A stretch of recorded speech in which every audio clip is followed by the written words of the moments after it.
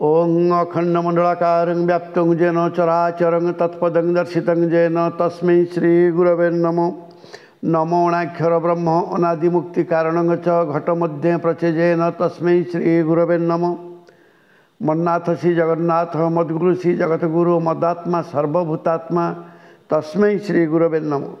शुक्लाम्बरधरं विष्णु शशिवर्णं चतुर्भुजं प्रसन्नं वदनं ध्यायो तस्मै श्रीगुरवे नमो। ओं ब्रह्म ह्रीं शक्ति क्लीं कृष्णाय श्री गुरुदेवाय नमः। गुरुदेवंकर अभय पादपद्म को स्मरण करी जगन्नाथंकर अभय पादपद्म को स्मरण करी माँ बागवादिनी सारଳାଙ୍କର अभय पादपद्म को स्मरण करी मो माँ संतोषीर अभय पादपद्म को स्मरण करी पंचसखा बताई पथ को स्मरण करी आज जगत उद्देश्य रे जगत मंगल पाई किछि आत्मज्ञान कहिबी किछि ब्रह्मज्ञान कहिबी आउ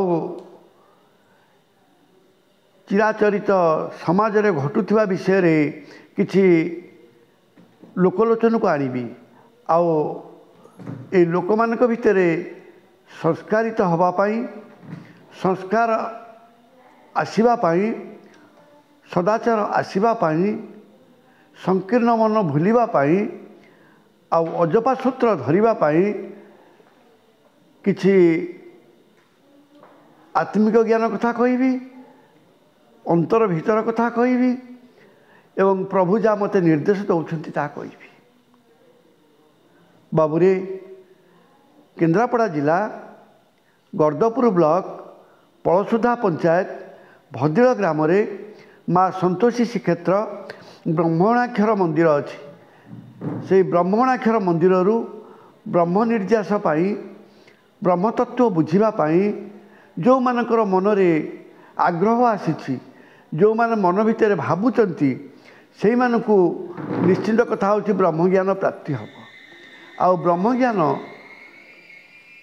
गुरुदत्त ज्ञान गुरु परंपरार ज्ञान आउ ये पिंड भीतर ज्ञान ये पिंड भितर ब्रह्म किपरि लीला करुछि ब्रह्म किपरि खेला करुछि ये पिंड भितर जगन्नाथ किपरि लीला करुछंती से कथा से कार्य से बाट मु धरेबी।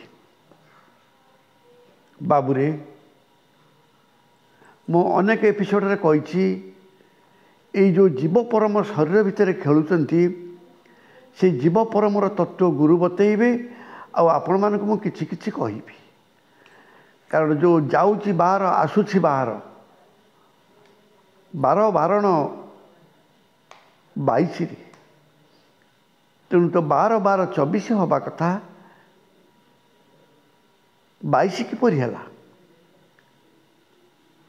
22 5 कहीं कुआगला तेणु ये शरीर भितर जो पवन जाउची बाहर आसुची बाहर से टिके बाहरे बाबुरे से जदि तू बारी पारिलु जदि धरी पारिलु ताले तू ब्रह्मज्ञानी हो।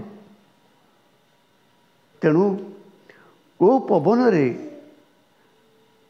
खाइबु को पवन रे शोइबु को पवन रे चालिबु को पवन रे सहवास करिबु को पवन रे पुत्र संतान प्राप्ति हम को पवन रे कन्या संतान प्राप्ति हम से विषय से ज्ञान पाई परिबु। तेणु शुभ अशुभ मुहूर्त मध्य से पवन रे जानी परिबु आउ ये जीव केबे जीव से विषय 7 दिन पूर्व जानी परिबु। सेई पई कहंती साधु माने बाट धरी था बाट जगी था देखिबु ये जीव केतबळे जीव तते जणै करी जीव ये गुरु घरर कथा गुरु परंपरार कथा। तेणु बाबू मु गोटे कथा कहूँ आपण मैंने पवन सूत्र जानतु अजपा सूत्र जानतु अजपा भजन करंतु अमन मन रखंतु कारण जदि अजपा भजन न करिब एई जो नीतिदिनिया खोल कीर्तन भजन होउची से भजन हम मन आनंद पाई किंतु आत्मार आनंद पाई नुह आत्मार आनंद होची परमार्थ को दर्शन करवा, परम को दर्शन करवा आ परमार्थिक ज्ञान अर्जन करवा। जदि आम परम को दर्शन करवा ताले आत्मज्ञान प्राप्ति हेले बाबुरे आम आत्मज्ञान केमिति प्राप्ति हवा?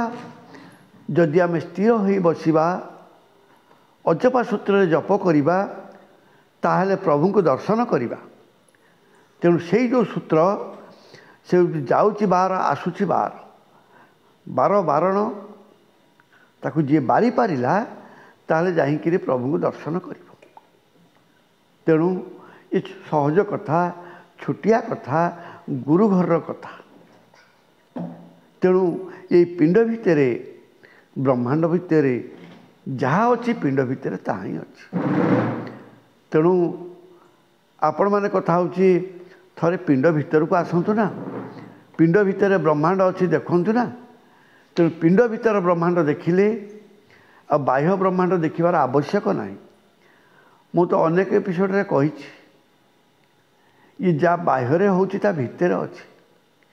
जो कुंभ मेला होची से कुंभ मेला तो कथा होची ये शरीर भितर अच्छी, से प्रयागराज तो ये शरीर भितर अच्छी।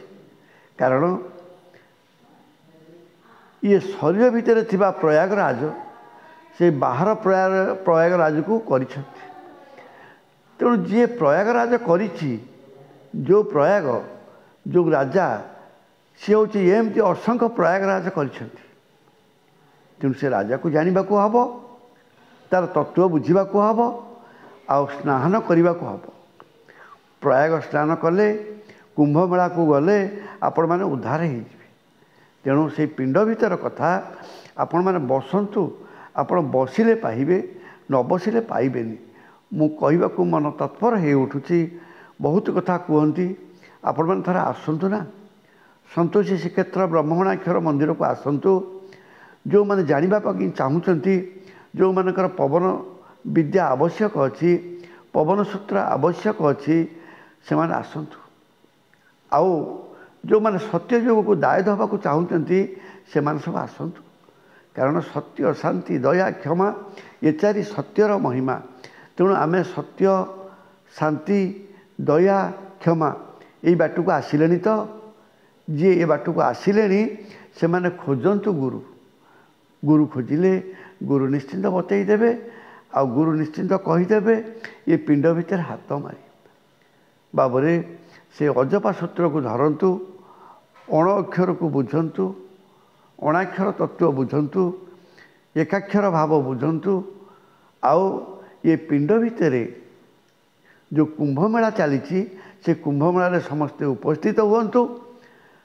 जो ताधीरे प्रयागराज अच्छी से प्रयागराज स्नान करतु, आपण माने मुक्ति पाइबे, उद्धार पाइबे, जगन्नाथ को दर्शन करेंगे, मो माँ पाकबादिनी शारदा को दर्शन करेंगे, मो माँ संतोषी को दर्शन करेंगे। तेणु आ पर एपिसोड तृतीय भाग में आउ कि कथा कहि। तेणु कथा हो से पर्यंत आपण मैंने कथा हो अनुध्यान करूँ केबे से कुंभ मेला आसीब। जगन्नाथ समस्त मंगल करंतु। जय जगन्नाथ, जय जगन्नाथ, जय जगन्नाथ।